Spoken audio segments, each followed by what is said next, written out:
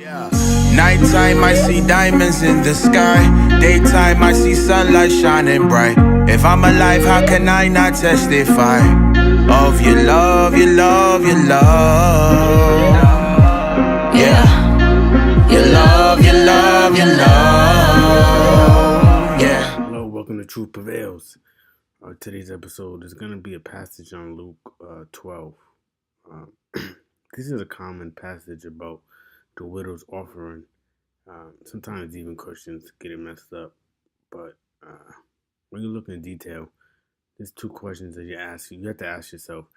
Does Jesus ever command her and say, she was blessed? Was the widow blessed for doing this? And is this our standard of giving? Should we give like the widow does? And ask yourself, who goes in and gives everything they have? Word of Faith teachers will preach this message to get everything that you have, and to tell you that your healing goes hand in hand with your salvation. So leave a comment. I want to hear your views on this, on how you have learned and how you view this portion of scripture. Thank you. God bless. It's in Mark 12. If you start in verse 41, let me just, did you have Mark 12? Mark 12, 41. Yeah. Right there it says, "And he sat down with the treasury chest in view, and began observing how the crowd was dropping money into the treasury chest. And many rich people were dropping in many coins. Mm-hmm. Now a poor widow came and dropped in 2 small coins of very little value." Mm-hmm.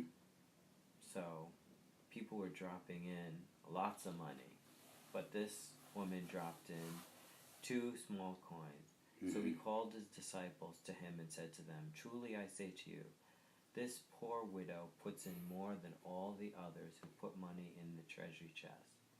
For they all put in out of their surplus, but she, out of her want, Mm-hmm. put in everything she had." Mm-hmm.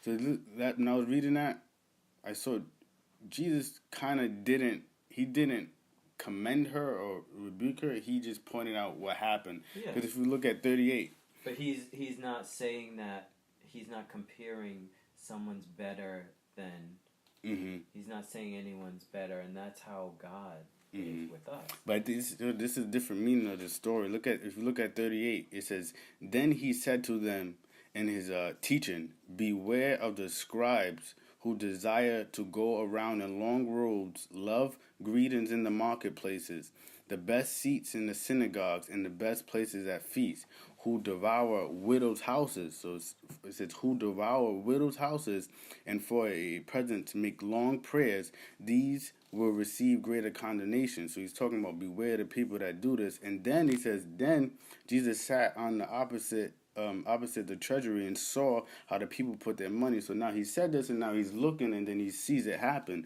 And he says, "And many who were rich put in much, but then the one poor widow came and threw in 2 mites, which make a quadrans." So he called his disciples to himself and said to him, "Assuredly I say to you, this poor widow has put in more than all those who have given to the treasury. For they all put in out of their abundance, and she out of her poverty put in all that she had, a whole livelihood." So if you was a widow at that time, you didn't even have a lot of money. So you got these scribes that are devouring widows and taking and giving them lengthy speeches and kind of tickling their ears, and they're tricking people to give more of their money. So Jesus doesn't say she's blessed more or she's doing that. You know what I mean? He's talking about beware the people that's going to trick you to give all your money. He's showing how, even though these people had a lot, Mm-hmm. even though they were contributing, it wasn't hurting them to give what they were giving. This widow was poor. She just got tricked. She was going to feel it. Mm-hmm. But she wanted. Yeah, I don't think she was being tricked. Yeah, She wanted So to. you don't think she's being tricked when it says... No, because he was talking about the scribes and Pharisees, how He They says, looked beware. down on people. Mhm. They looked down on people. They wore fancy robes. They were educated and they were Bible educated. Mhm. They were scholars. Mhm. They went to schools that taught them. Mhm. And so they looked down on the common people. Mhm. And so he just said, beware of those. And then, It's like he says, beware that devour widows' houses, and he turns around and see a widow and getting done to her. no, she yeah. wasn't, Because the thing is, they probably would have been making fun of her or harassing her because she could only put that little bit of money in. Mm-hmm. But she was still she was saying that was more Do you see? because that's all she could give. That You're was saying- more important because she was giving not out of her surplus, but out of what she had. All she had. But why did she give? Did she Because she get wanted compelled to give, or did these scribes give her tickler ears? no. No, when No, you said she these, was compelled. He said she gave out of her want, out of her surplus, out of her poverty. Amen. She just wanted to donate. She Mhm. wanted to contribute. Just because she didn't have a lot, she still had this. Mm-hmm. And she's like, it might not amount to anything to Mhm. anyone else, Mm-hmm. but the temple was where God was, Mm-hmm. and that at that time, that's where the people came to worship. Mm-hmm. And she wanted to donate to him.